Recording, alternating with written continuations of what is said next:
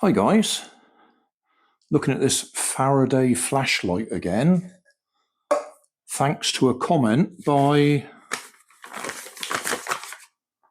Doug Cox 835. He said the capacitor I fitted in there didn't look like a supercapacitor.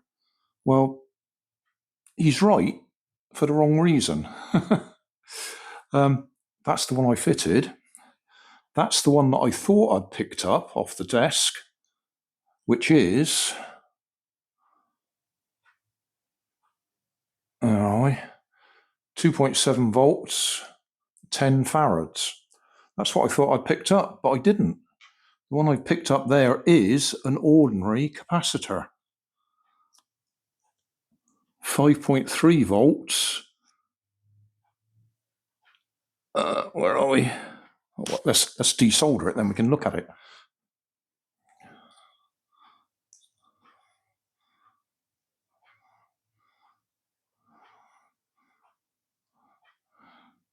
Because funnily enough, I have been searching on eBay for a suitable alternative. Some of the fake ones of these have got CR2032 sort of size button cells that sit vertically in a slot just there, so they actually fit into the circular area. And you can get supercapacitors that would fit exactly in there like that. But that's not what we've got here. What we've got here is a smaller supercapacitor than that one. Same length, but narrower, so it will actually fit into the gap. Because I was saying I couldn't get it down in there properly. So this one ought to fit. So I will get on and solder it in place, and we'll give it a try, and hopefully it will hold charge for a little bit longer than that one did. There we are.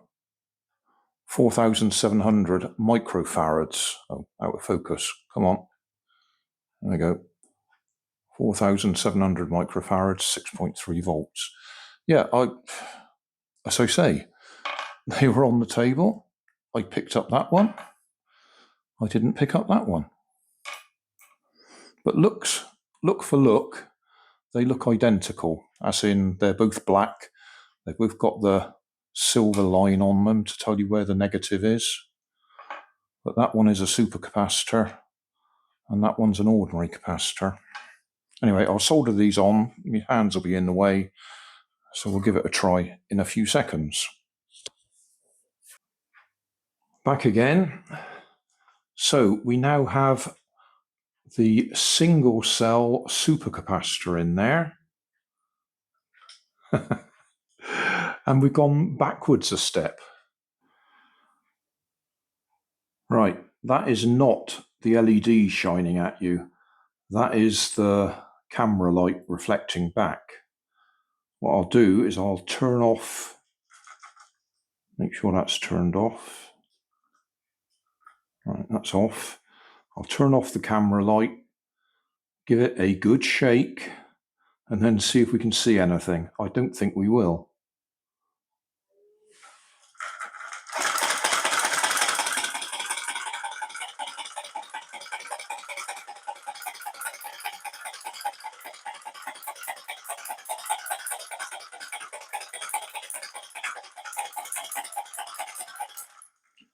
Right, I'll try and hold it in the right position.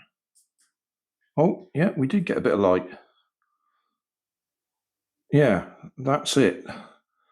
So it is a light running off that supercapacitor.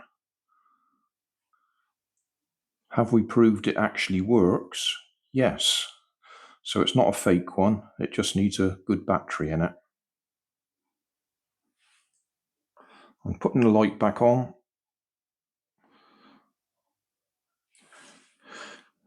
Yeah, you can't even see that that's a light in there. So he's right.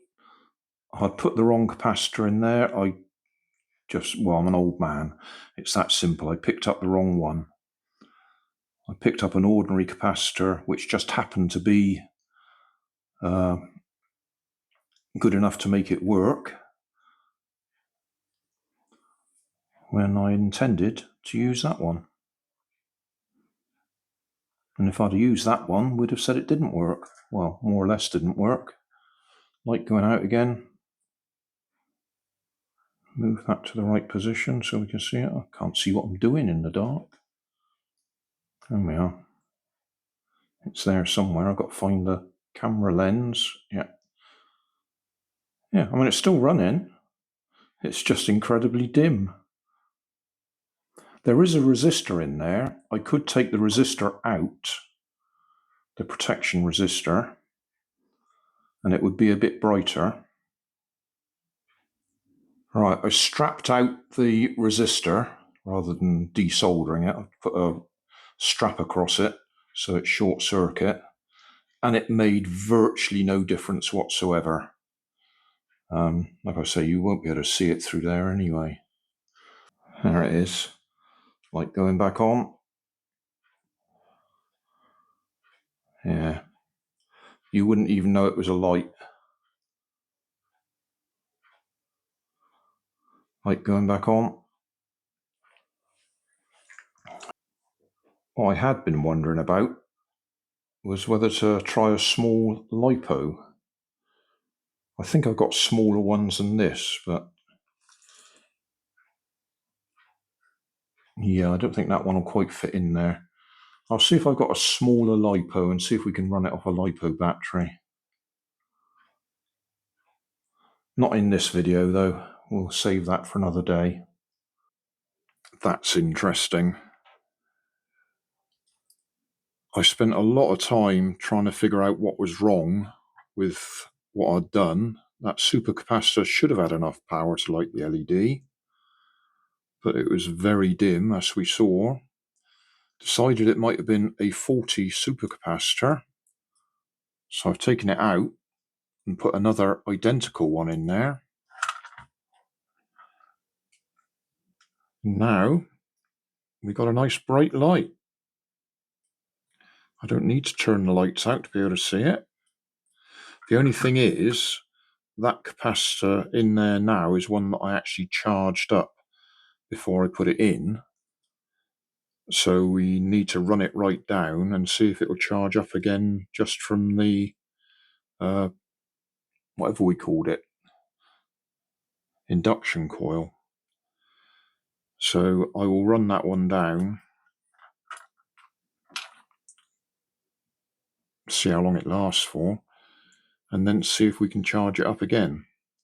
So this video will be in parts with, I don't know, timestamps on it or something, so you can see the mistakes and what appears to be a success at the moment. As I say, we'll need to let that run right down and then try and charge it up again by shaking it. I'll let it run right down, and I've just given it a good shake. So if we come into the dark room here, press the button.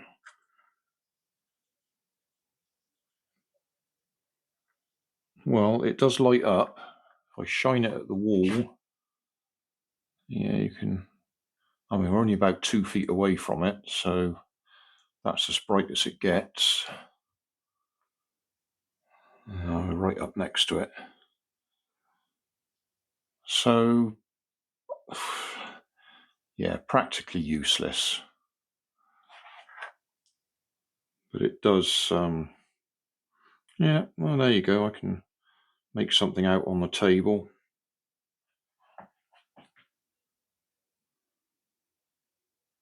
So if you're absolutely desperate, you could use it. And it is staying on. So I didn't time it to see how long it took for it to die, but that is staying on long enough to be useful from that point of view. It's just not very bright.